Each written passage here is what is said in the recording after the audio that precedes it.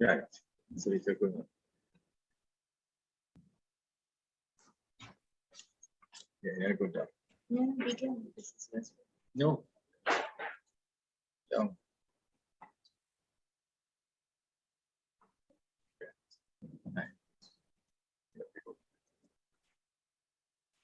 Okay, so we are ready to begin, and you would have to excuse the background and the appearance and so on. We are in a holiday atmosphere and environment. So we begin formally now. We are recording and live streaming. Welcome, ladies and gentlemen. Namaste. Assalamu alaikum. This is the 114th edition of our ICC Zoom public meeting. We wish to sincerely thank all those who have contributed in whatever way to the success of this ongoing pan-Indo-Caribbean and pan-Indian diaspora project. Our chairperson today / tonight is Ms. Naima Khan, a cosmetologist who does body massage, facial, herbal treatments, and organizes nature walks in Trinidad. She's also one of the organizers of our ICC vacation tour of Trinidad, taking place right now. Naima, welcome, and please take over from here. Thank you very much, Dr. Mahaber, for that warm welcome. It is always my pleasure. Good night, good morning, and good evening. Namaste and assalamu alaikum to all of you, depending on the time zone in which you live, because there are always people in this meeting from all over the world. This is the 114th edition of our Zoom public meeting. For 113 unbroken continuous weeks, we have been here every single Sunday. In the past 2 years and 4 months and 1 week, we have featured over 373 presenters from all parts of the world, speaking on 113 topics. Ladies and gentlemen, this is a weekly forum being hosted by the Indo-Caribbean Cultural Center, a legally registered research and publishing company operating since 2010. In order to continue this weekly program and to make it bigger and better, we are asking you to kindly give us your suggestions as well as a donation. Please contact Dr. Mahaber for details. Our moderator this evening, tonight, is Shalima Mohammed. She is the co-director of this Zoom platform.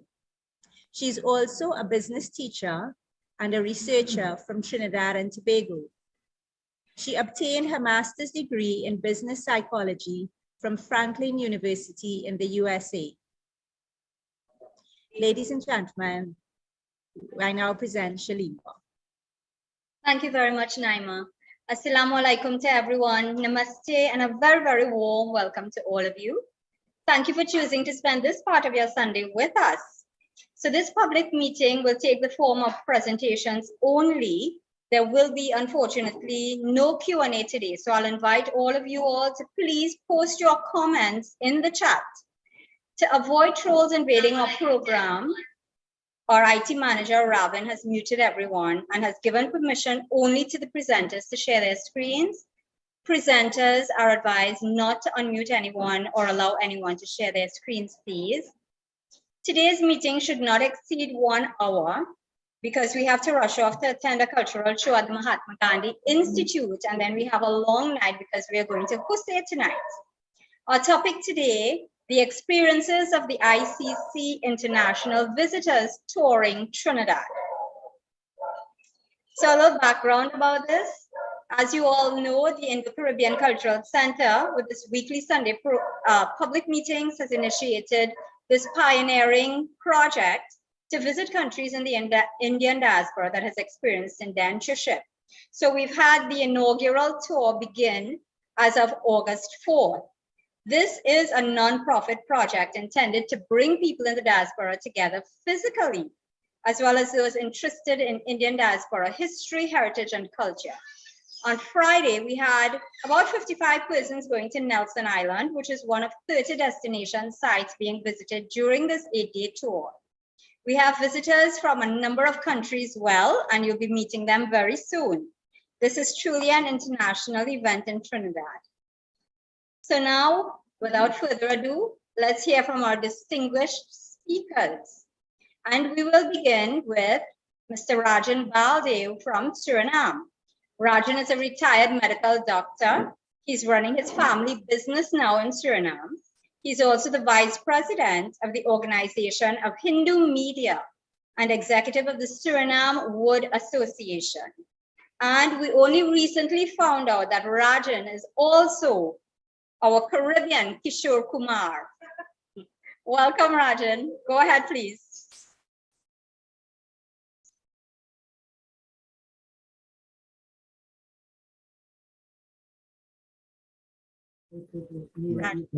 Okay, here I am. You want to turn on the video? Yeah, the video should be turned on by the operator. If it's all okay. Ravan, can you please bring up his presentation? I will only be talking over. Okay, no problem. Can we get his presentation, please? Do you see the yeah? Let's start. Okay, there it is. Okay, प्रिय साथियों, राम राम और नमस्कार, adabers. It was on this 5th day of my stay in Trinidad on the special ICC trip. I must again compliment the organizers, Dr. Kumar Mahavir, Shalima Muhammad, and all their team for their endless efforts they have invested in a successful get-together of offsprings of indentured laborers from around the globe. Well, indentured ships brought our people all over this world, and also in this unique effort of ICC, we met here in Trinidad, where our story together really starts.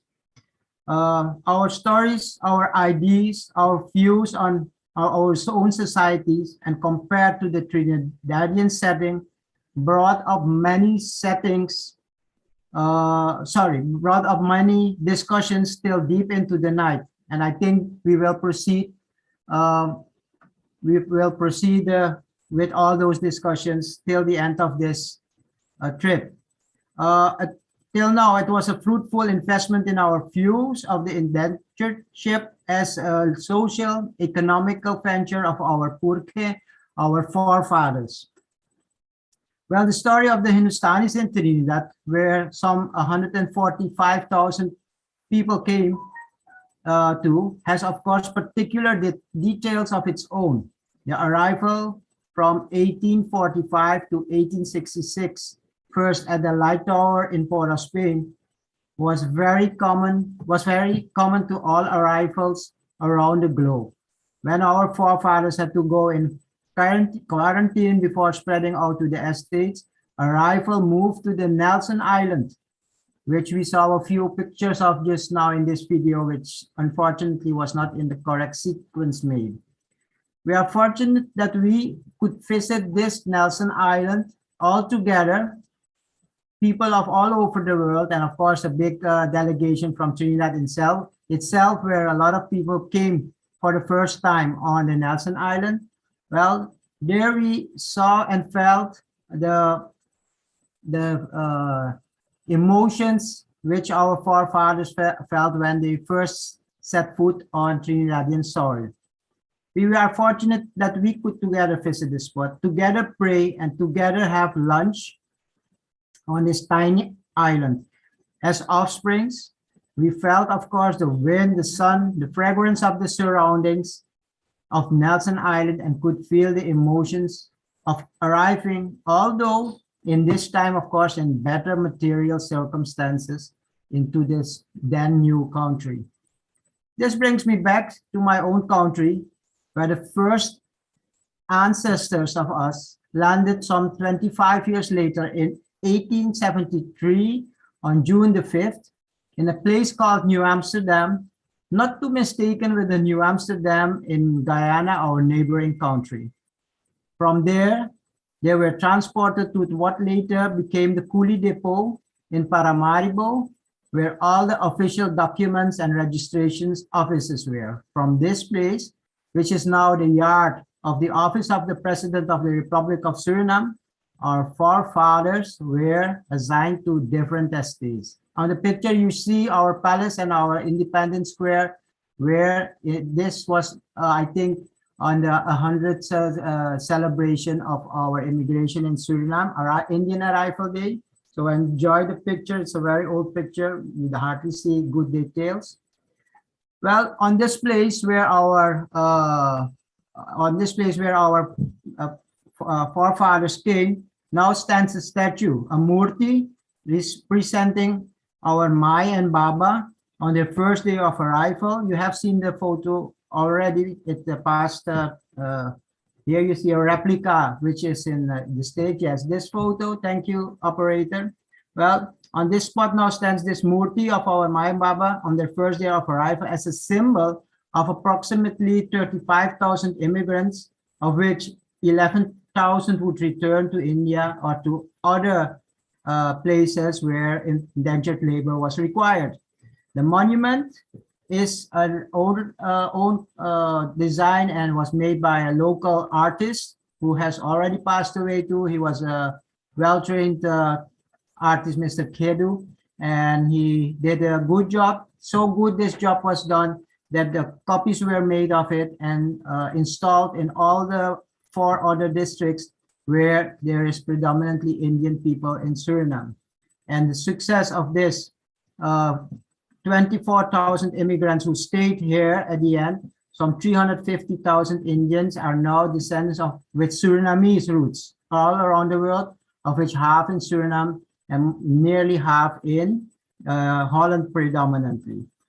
And the rest, of course, spread around the Dutch Antilles and also in the United States and Canada. Okay, here you see a copy of the same statue, but now in at the Suriname Ghat in Kolkata in India, where this statue makes the connection of the place where our forefathers left to enter into the ships and sail to Suriname. And this actually established the eternal line between Suriname and India. Thank you. Okay, so thank you very much, Rajan. Thanks for sharing that and for doing the comparisons and so on. So now we move on to our second presenter, Hema, who will expand on some of the sites that he would have spoken about. And let me just tell you a little bit about Hema. HEMWATTIE PERMAUL is from Guyana. She's an executive to the director at the University of Guyana, Berbice campus. She's pursuing her MBA in Business Administration at Westport University. Welcome, Hema. Go ahead, please. Robin will share your screen.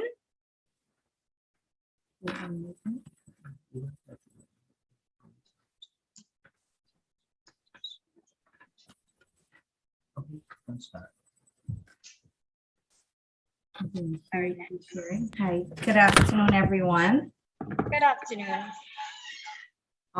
My name is Hema, as Shalima. Thank you for the small introduction. Good afternoon, everyone, again. I am just going to give you a little insight. First of all, I would like to thank the ICC member, Dr. Mahabir, Shalima, and Naima, and all the others, which is our ICC family, for putting together this tour. Since 2 years ago, they have started the ICC Zoom meeting. And for the first time, we're actually meeting together. And we would have visited 39 places already since this tour started on the 5th of August.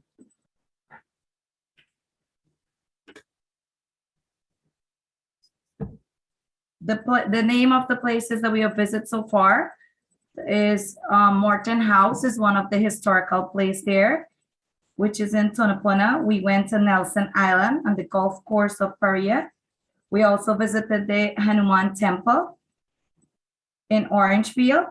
We also went to the Exchange Shiva Temple and the Sea Temple in Waterloo. And also yesterday afternoon, we went to the Lion House. And this morning, we went to the Shahib Gurara for the first time. Actually, I visited one of those temples, and the experience here is amazing. First of all, I would like to tell you something, a little story about Trini people. Their hospitality is one of the best. They're very friendly, they're kind. The entire team is like our family now. Like, I can name all of them. I know everyone's name, but I'm not gonna call their name. Especially Simon, and Shalima has 3 of her sister in this group, and all the others. They're very kind to us. They would serve us, and they'll try their best to make our days best of best. We would got bags of fruits, water, breads, doubles, anything we want, we get it.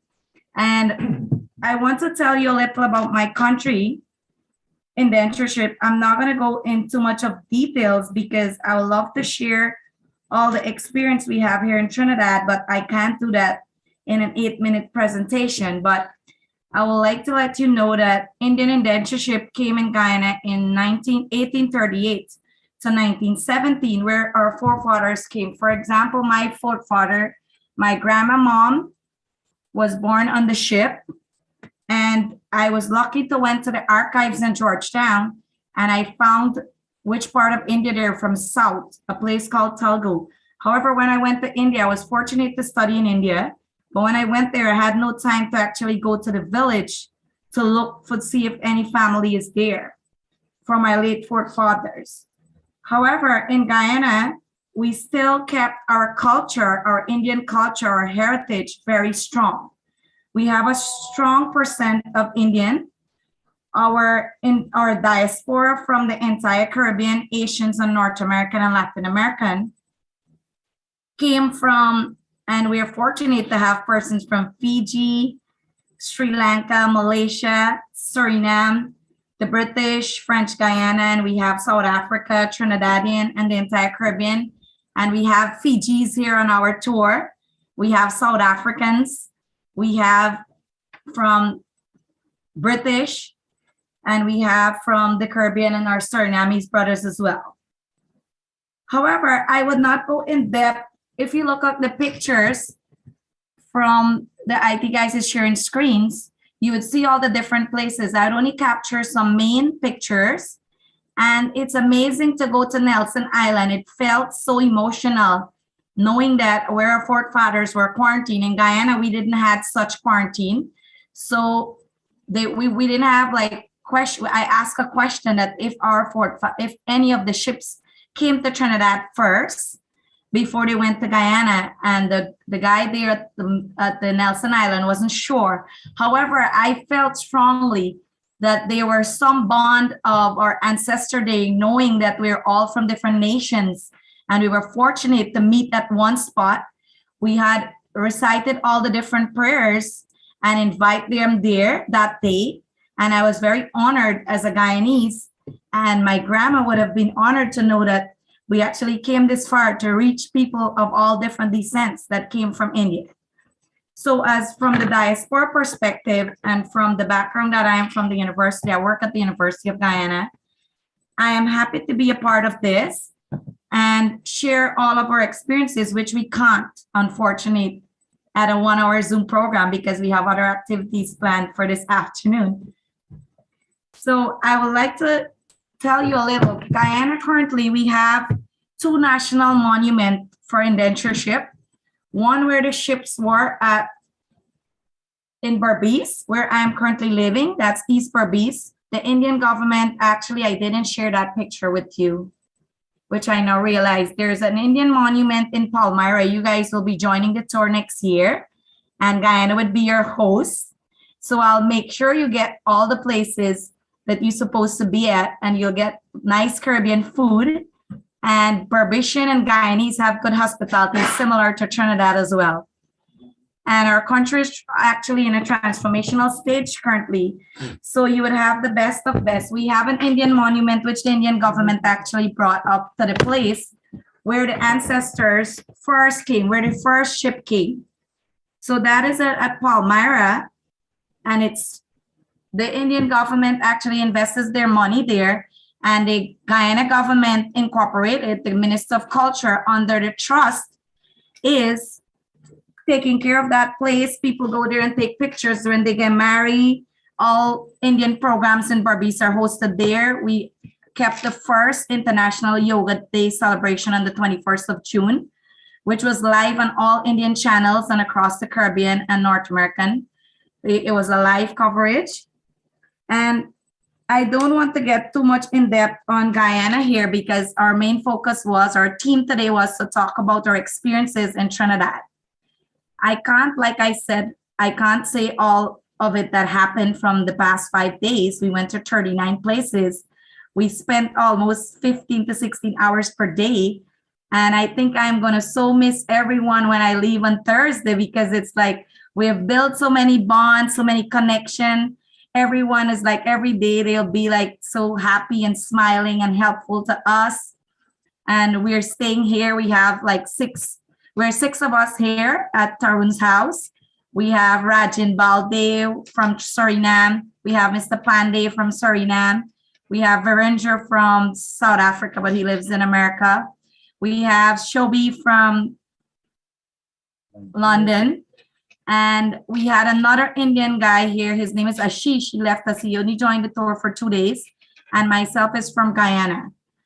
I would like to thank everyone for hosting us and for giving us this opportunity to share our little sentiment. We love the doubles. We love the food. And we love everything. And thank you again. Shalima, thanks for being the host. Naima, thank you for being the chairperson there. Thanks, and you have. Thank you, Hema. That was so nice. And everyone, yes, Hema is the logistics officer who will be taking us through Guyana next.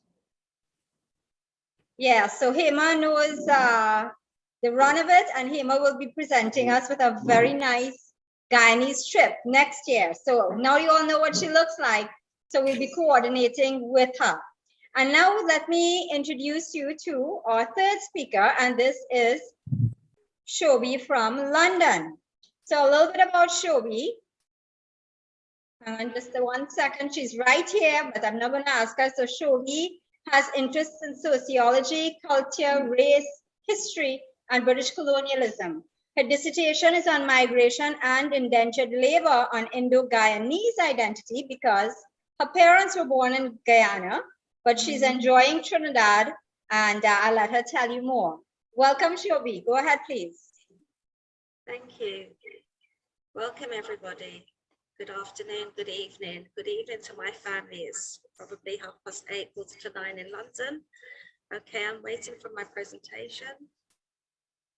I'm enjoying myself very much here. So I started off my presentation with on the road trip. So these are all the photos you can see. It's quite a religious range there of photographs of all the different religious sites that we have been to. Next slide, please. So we'll just read this. First of all, I would like to give a big thank you to, hello, what's going on? To Dr. Kumar Mahabir, Shalima Mohammed, and Naima Khan, plus all the volunteers who have given me such a warm welcome to the ICC family. I was asked to be one of the 5 speakers representing our own country. However, I live in the UK, but I was born in Guyana, but I left as a baby. And I also feel the roots of my ancestors in India. So who and where do I represent and speak from? My identity, I feel, is a blend of all the places. My choice to do this cultural experience tour is linked to my interest in Indian indentured laborers, of whom I am proud to be a descendant of. And you can see we have Dr. Kumar on the screen, and Shalima and Naima. And of course, some ancestors down below, which was taken at Nelson House exhibition, which is very, very interesting. Next slide, please. So the cultural experience is to remember and honor our forefathers. During my dissertation, which I have done recently and completed, I've read many books, and it is a big honor to be representing the Kalapani, which is the Mad Seas, an Indian term.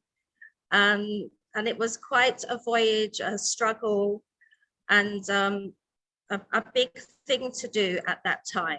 But obviously they were driven by necessity, poverty, famine, and so on. But one of the items that I've read, it showed how people got together because they came from all different parts of India and they didn't know each other. But I read that before the ship voyages at the sea, which could have been up to 4 months, Indians had to form together, and I forgive my pronunciation, Diaspora, which was Depot Brotherhood. Lomash Ropnari, 2018, page 14, and I'm quoting, explains how much resilience and survival founded kinship and social bonds of becoming and calling each other Jahaja Bai and Jahaja Bain, ship brothers and ship sisters, all across different castes and religions, all people thrown together, all different languages, and somehow they had to get on. And I feel that's what we are doing here. We're all different backgrounds, different religions, and coming from different parts of the diaspora, but we're all socially bonding and forming good kinship and good relationships and friendships and family. Next slide, please. So, as I was saying, our bonding across religious and various different backgrounds reminded me, as I said, of the boat brother and boat sister. And you can see it there. So I actually came up with this new term, bus brother and bus sister, because every day we're on this bus touring around the whole of Trinidad, going different places, having a joke and a laugh and eating all kinds of nice fruits that Simon is bringing from his garden. Guava, my sister's favorite fruit. And we're forming these bonds and exchanging numbers and experiences and all different sorts of cultural behaviors going on. So that's what I thought was a fun thing that I came up with. So next slide, please.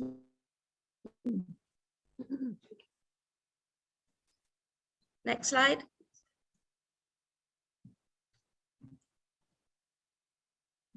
One of the cultural and historical sites that we went to by boat, and it was very moving, is Nelson Island. The photograph there is actually a t-shirt of the tour guide on her back, showing the different islands. But the main island is Nelson Island. I think the first presenter talked about that. So did Hema, that the first indentured laborers, especially the Sikh, went to have to quarantine there. We think that COVID quarantine was bad. Well, really, this was, an enormous struggle for our forefathers. And upstairs in one of the big houses there's a fantastic exhibition, like a museum, very moving and very interesting. Beautiful scenery as well, as you can see, and lots of historical factors for the children as well. The lady that gave us the talk, she said that she takes school children there.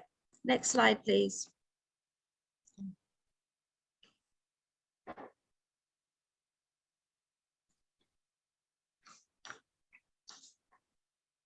So we have been around the different sites, obviously sugar and the sugar plantations. The sugar industry was a huge economic factor going on here, which is why our indentured laborers ancestors came over. So Simon gave a very good talk at Richin Castle, and I was touched by the tireless and persistent goals to preserve the history and teach this to the younger generation. However, I was saddened to see that many of the buildings are dilapidated and fading away into the past. You can see down the bottom, the Lion House, which is where I believe V.S. Naipaul was born. He was a famous and Trinidadian author, well known, recently and sadly passed on. So you can see that the nature and shrubs and weeds are taking over and covering everything. But the sugar factory that we went to was very interesting. To the side was where I believe it is one of the authors as well. He is trying to preserve the archives, but it is closed down at the moment. So there's some requests going on with the government. Brinsley Samaru, sorry about that. Thank you, next slide.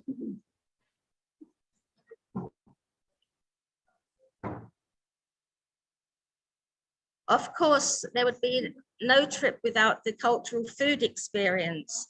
And one of my favorite dishes is dal puri and roti. And we went to somewhere, is it St. James? St. James, where there is a lady who has was the first person to make hot roti on the spot.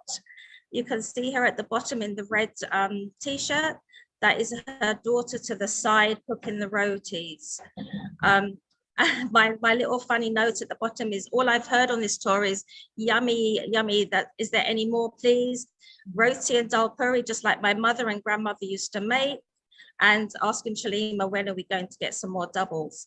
So the guides here, the organizers have taken us to some really nice food stops, and I've been enjoying all the food and fruit and exchanging ideas about the different cultural food which our ancestors brought with them. And some things have been slightly adapted over the years.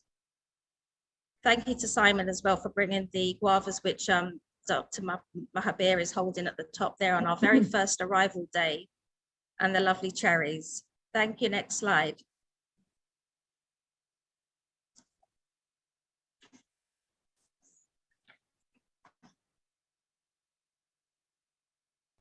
So my conclusion is, and I end by saying that I'm actually at the beginning of my journey on the road of seeking knowledge about our ancestors, which I started 4 years ago in my BSc Social Sciences, my degree that I have just done as a mature student, because I didn't get the opportunity to go when I was younger. So I have finally plucked up the courage and I'm doing that. But really, this all started when I was 14 years old, a schoolgirl. And it was when in London that my recently widowed Nani, my grandmother, gave me my great-grandfather's indentured contract. And it is a piece of old ragged paper, which I treasure and keep safely at home. I featured all of this in my dissertation, and I'm yet to wait for my results. But it has been a really interesting journey, and it has been very moving at times and very sad at times, but I'm very proud of the chances and opportunities that we have been given as descendants from the hard work and perseverance and sheer determination not to give up that our ancestors, the indentured laborers, went through and prospered for themselves as well. So I leave you thanking you for sharing my journey so far. And the bottom there in the middle is a plaque that is in honor of the indentured laborers who came over to Trinidad. And I look forward to when I can also have a photo pointing to the same one in Guyana and doing more research on my own background and my own identity in Guyana. Thank you for listening. Shobhi, that was so good, considering that you were very, very concerned about how this would turn out. So my new bus sister, you've done exceedingly well. Yes.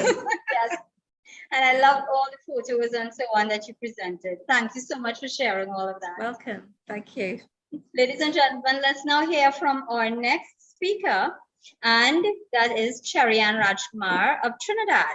Cherry is an attorney at law who practices highly contentious matters in civil law and legal research, and has made her name as one who has won some significant cases in Trinidad and Tobago, landmark cases actually. Cherry has ancestral roots in India, Trinidad, Scotland, and Guyana.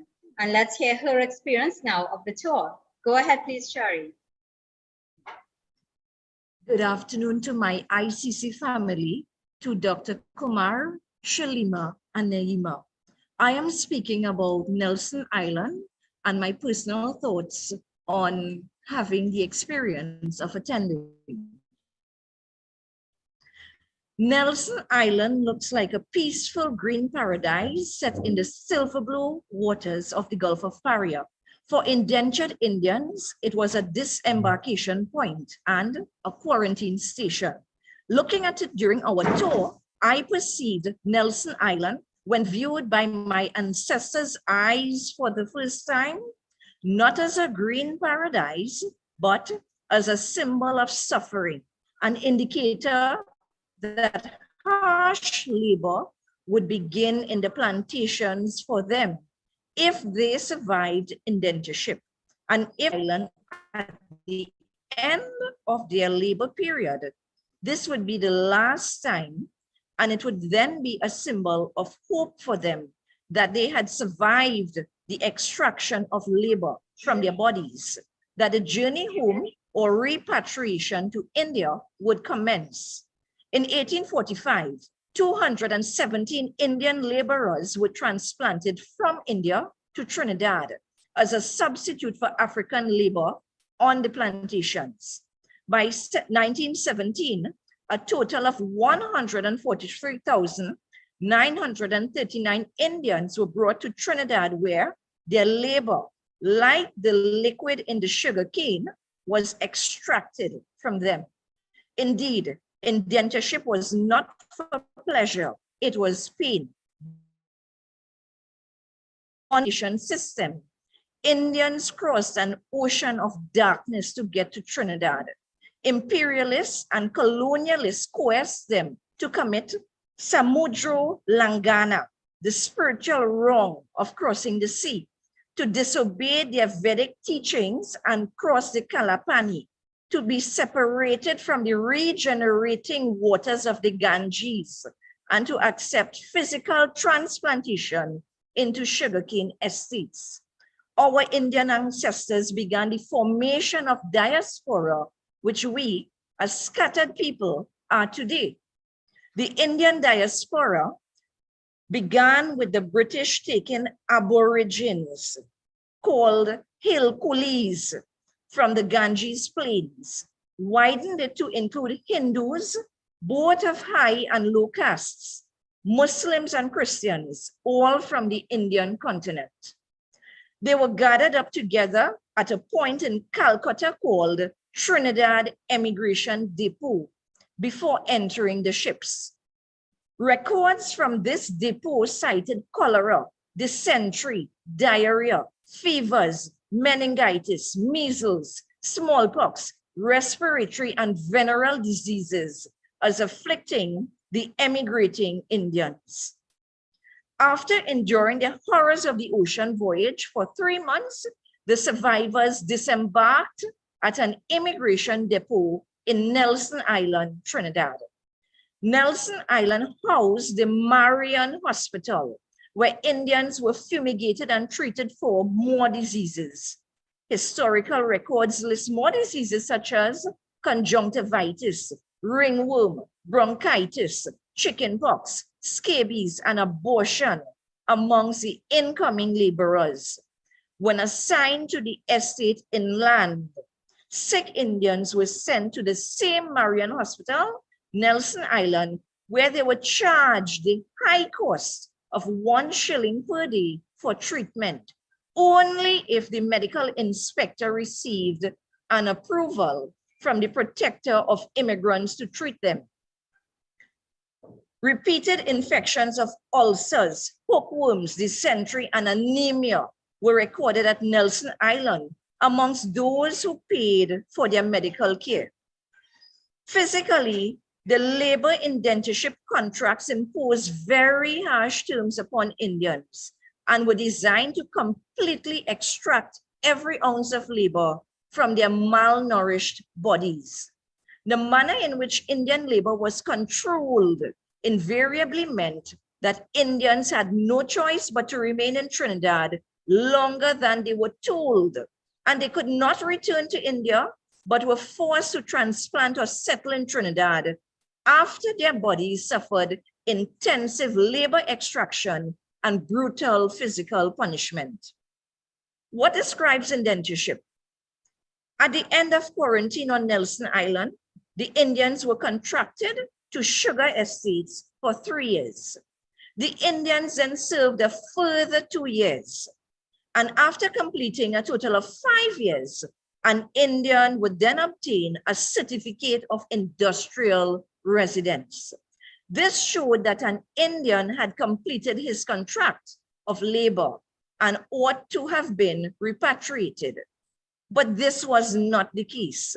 The Indian was not entitled to a return voyage to India, but was now told that he or she had to pay a very high price for the voyage beyond their means. If unable to afford the passage back to India, an Indian had to labor 5 more years in an estate. So after 10 years of labor being extracted from him or her, an Indian was then permitted a return voyage to India.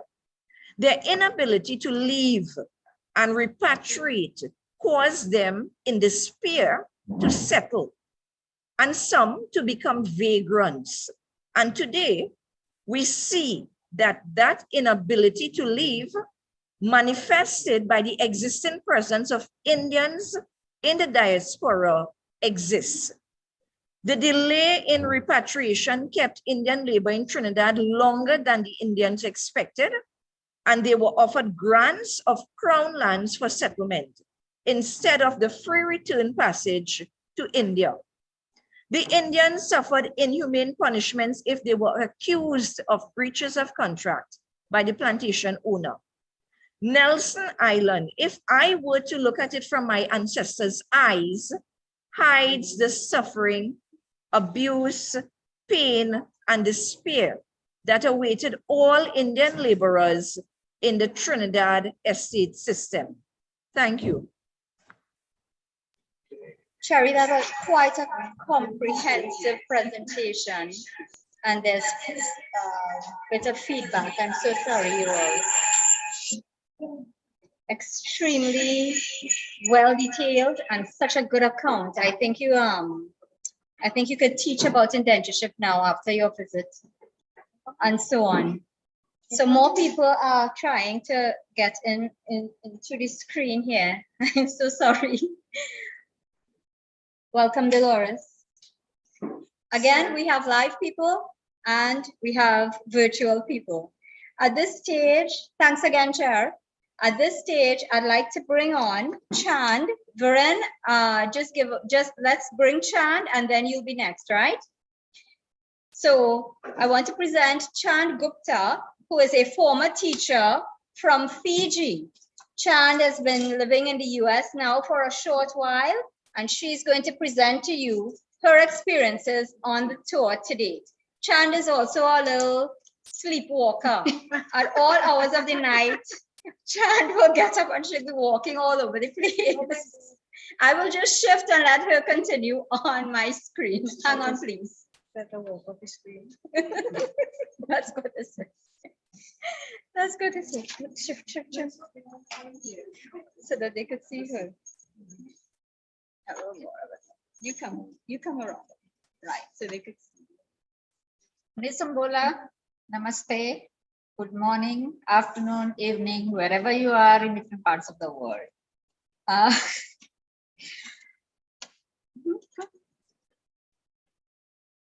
I'm going to talk just a very little because I'm not going to focus on the places we have visited, since our presenters have already given very detailed accounts of what we have been doing the past several days. So today I'm just going to talk about the sights and sounds of Trinidad from an Indo-Fijian perspective. So these are just my views upon landing on this tropical island.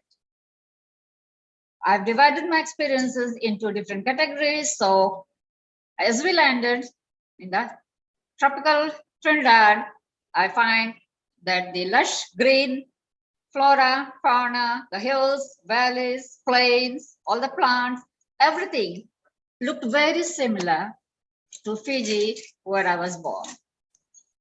Except that Fiji is a volcanic country, it's dormant. So we have lots of mountains in the middle part of the islands. Looking at the social environment, I was greeted by very friendly people, very welcoming. I felt at home from the very first day. With talking to them, meeting them, greeting each other in the common language we share here in English. But in Fiji, we also have Hindi, Fijian, Urdu, Rotuman, and a few other languages. So this is a slight difference when I land here and I'm hearing everybody talking in English. And sometimes with my colleagues from Fiji, Catherine and her mom, I start talking in Hindi and people wonder what I'm saying. Then I look at we are overstuffed with the goodies that these people have been presenting, thanks to Shalima Kumar, Naima, Shalima's sisters, and all other people, Simon, who keep contributing. The refrigerators are full. We don't know what we are going to do. So looking at the food culture here, it's no different from what we have in Fiji. The same root crops, fruits, vegetables, the rotis we eat, though they are cooked slightly differently, taste the same. So the spices they use, I've been looking around the plants. I recognize many of the flowers, fruit trees in the bush. Yesterday, I saw a big pakad pear. We call it pakad in Hindi, and it's a fig tree.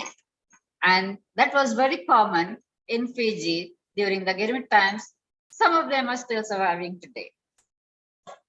As a second generation descendant of my Gurmitia grandparents, I look at the historical significance of my arrival in Trinidad, and it brings me to tears looking at the suffering that our ancestors went through serving Gurmit, as we call it in Hindi, because they couldn't say Indentured, so they called it Gurmit. And in Fiji, Gurmit is very common.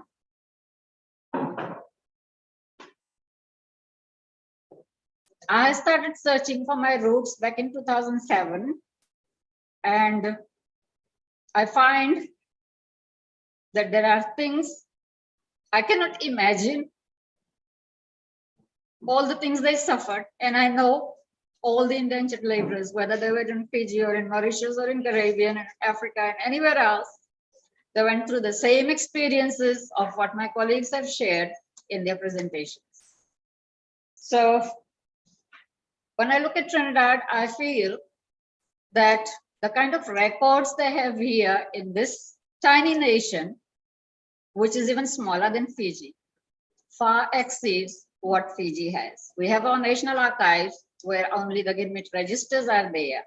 And the day I went to see my grandfather's past, my son cried, I cried, looking at the records. And I know some of you have visited, seen those records in your own countries, and you must have felt the same. We do not have a museum like Trinidad has. We just had the first Gurmit conference in Fiji in 2019.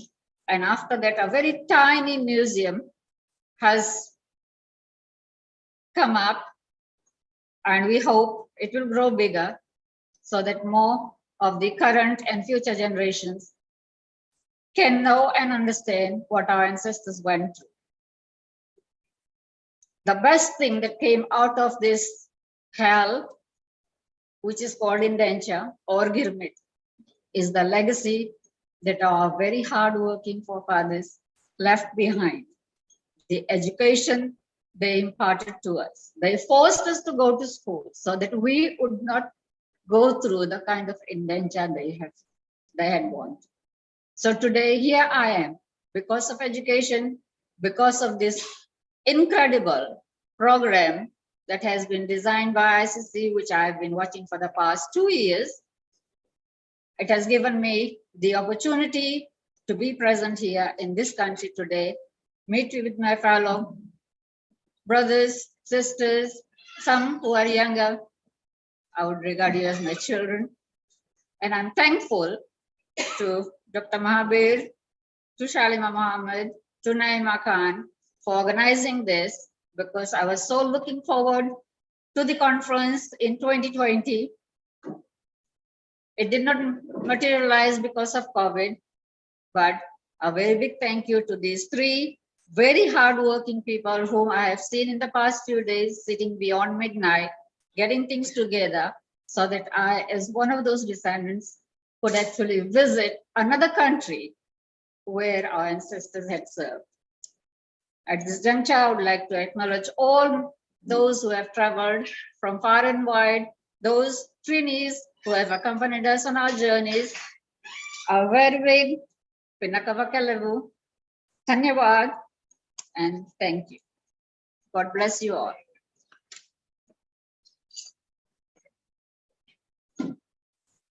Thank you so much, and you have me a little emotional now. That was so heartwarming, and it was, it tells us so much about you and about us as a people, no matter which country we are in, the things that we share together as children of the Gurmits. It is really very, very emotional. Ladies and gentlemen, at this point in time, let me bring on our next and final speaker, and this is Mr. Verendra Singh from from South Africa. Verendra is living or in between the USA and South Africa. He's a philanthropist and founder of the Indian Association, the Sikh Association, and Indian Festival in Santa Barbara, USA, and quite a gentleman. Anyways, you all will have to come, you all will have to join us on a tour to experience how nice he and all of these other people are. It really is something very special. Varen, over to you. Thank you very much. Salam Namaste, Sashrikal Vanakkam. The previous presenters have already given you a broad perspective of the tour. I would like to first start with my experiences and then draw a correlation to that of those in South Africa so you can best relate to my experience. But first, I must congratulate the ICC for putting together such an incredible tour, in particularly Dr. Mahabir, Shalima Mohammed, and Naima Khan. Even though I consider myself a world traveler, we would have never gone to places as tourists, but only true locals who love their country have a great passion for it, not just politically and economically, but also culturally and socially and traditionally. So let's start with the weather. People always like to talk about the weather first. Here, I'm told there's only one weather. There's only one season, summer, which is constant in Trinidad together with lots of rain. But it's absolutely lovely and bearable, very similar to that of Durban. The people here are generally absolutely friendly, very gregarious, and ready to open their arms to tourists, especially if they are Indians. Their dressings are very similar to those of South Africans. You always hear the Trinidadians and other people from the Caribbean islands talk with beautiful accents, but they do not have a British sounding accent like we in South Africa do. Varen, excuse me, did you have a presentation that Robin needed to share? Oh, yes, I do. Could you please start sharing my presentation? Robin, thank you.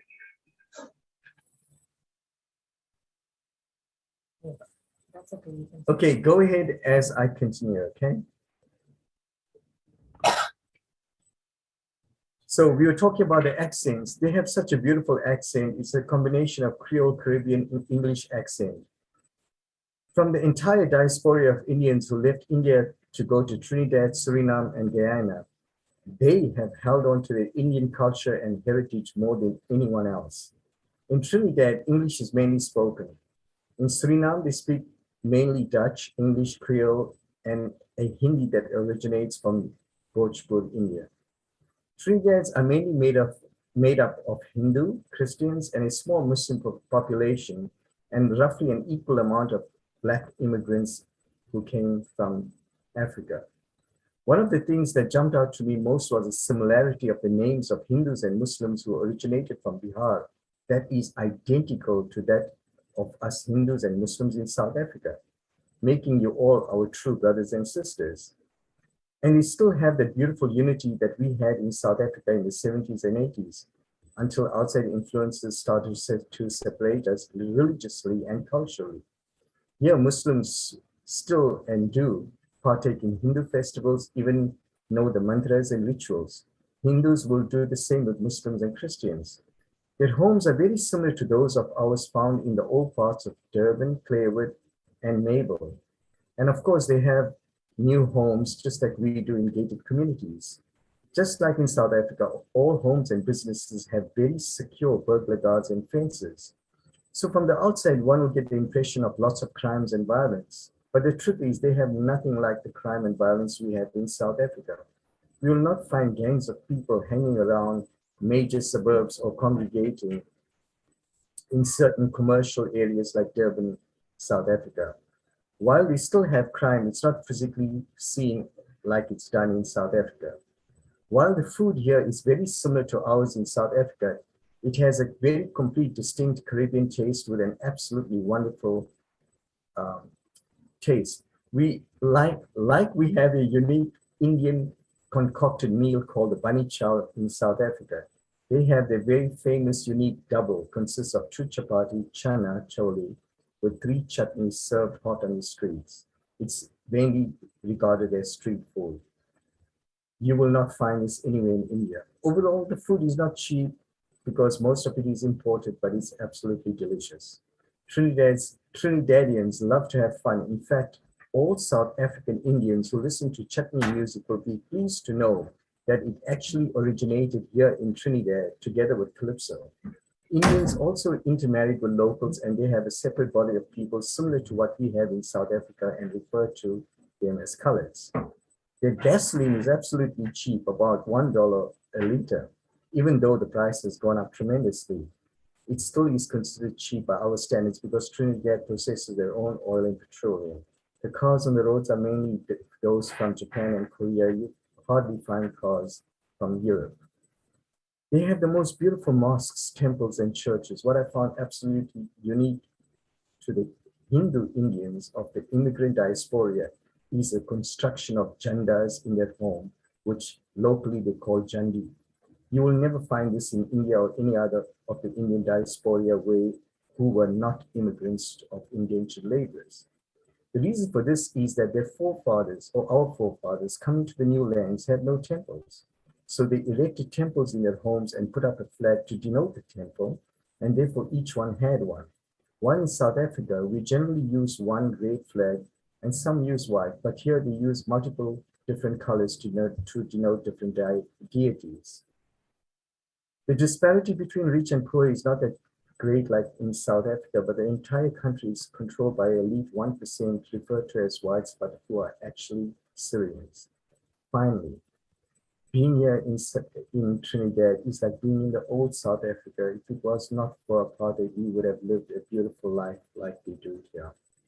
Coming here, I've also experienced the same issues of racial persecution that is present in South Africa, but also going on in Trinidad and Guyana, but in a much milder form.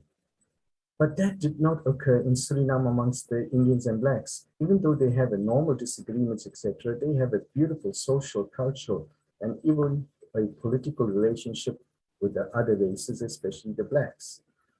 And like the other Indian diaspora where Indians have progressed tremendously, in Suriname knows that in order to maintain this harmony, they will have to take along the other racial groups in their country on the road to the same political and social progress so that this harmony can be continued.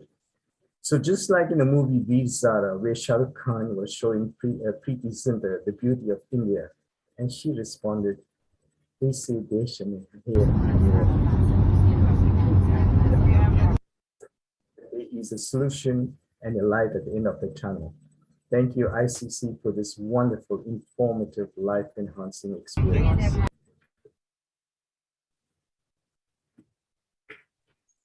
Thank you, Varun, for that excellent presentation and such a good reflection of Trinidad and Tobago from the outsider's perspective. I'm only calling you an outsider because it's South African, but you're Trini, you know that. So,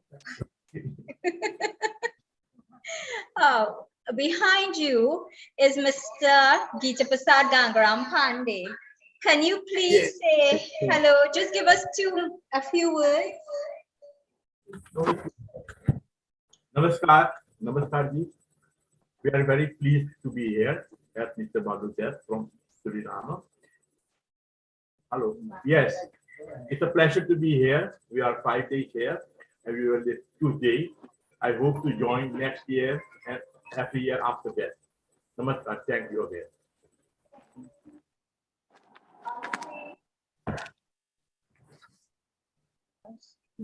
Thank you, Naima. Thank you. Thank you very much.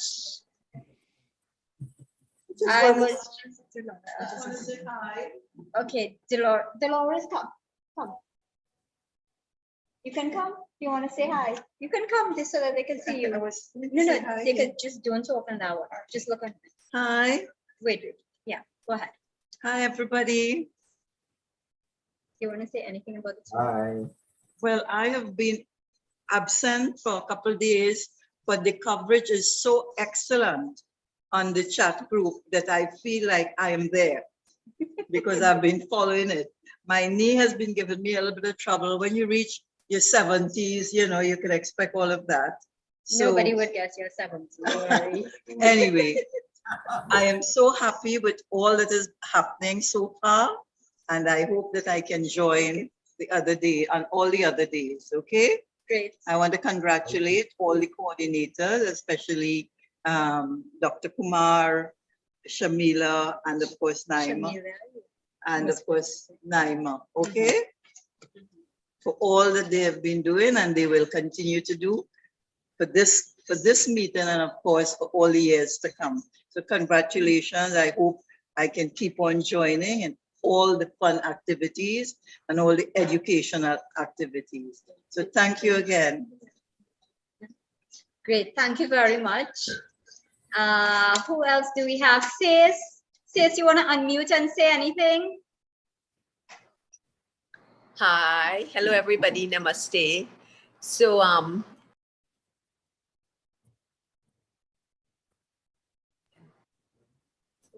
Sis is somewhere at Morton House too. Yes. Go ahead. Yeah. And we're enjoying. We just want to say namaste to everybody. We're so happy to be part of this tour. Really, really, I say great commendations to the organizers. Wonderful, wonderful job. So we're thrilled. We're happy. Hafiza, you want to say anything? Hi, namaskar everyone. And I'm having a real ball of a time with everybody here. Sorry you guys missing out. Yes, it's been a great time. Thank you all. Thank you, Noor. Thank you, Naima, Shalima. Thank you all. Thank you. You all are so welcome. Robbie, you want to unmute and say anything? Oh, I want to say that it's such a privilege and a pleasure to be in the company of our international guests. I mean, like, when I see them, they look like my neighbors, you know, such a familiar faces we're seeing, and they're so friendly, and I just thoroughly enjoy their company. And I look forward, I don't know, at the end of this tour, I might be, I might have what you call tour tabanka, which means I will dearly miss our guests from our presence here. So I'm looking forward. I'm already looking forward. Tabanka in Trinidad means when you're missing something. It usually applies to women or men if you have a relationship, but in this case, it's PR tabanka or friendly tabanka, missing our friends daily when they leave us. So I am looking forward to the rest of the tour and to Guyana next year. Thank you. Thanks a lot, Robbie. We are looking forward to it too. So, Hema, make sure everybody's looking forward to it. So start the planning process soon. We're going to have a meeting as soon as you all leave. probably within 1 week after, to get this thing started for Guyana next. So everyone, thank you all very much for being here today. Thank you so much to every single one of our presenters. Unfortunately, we have to bring today's program to a close because the maxi taxis are waiting for us. We have another trip that's going to happen in the next hour. So again, thank you so much for sharing your experiences, and we're going to continue this thing. It's over now to Naima. Thank you, Shalima, for being a wonderful moderator. And thank you all for taking the time to participate. Thanks especially to the presenters. As I have said before, this public meeting is being hosted by the Indo-Caribbean Cultural Center. Feel free to contact ICC to publish your books and reports. Remember that we are asking you to kindly give us your suggestions as well as a donation. Please contact Dr. Mahaber for details. Thanks to the advisory and planning team led by Dr. Mahaber, and thanks to our IT manager behind the scene, Rajan Singh, who has been recording the program and will edit and upload it to our website and to YouTube permanently for posterity. Our topic next Sunday will be V.S. Naipaul, his life and literature. Please like, share, and follow our Facebook page. I am Naima Khan from Trinidad and Tobago saying goodbye. God bless you all. Dhanyavad.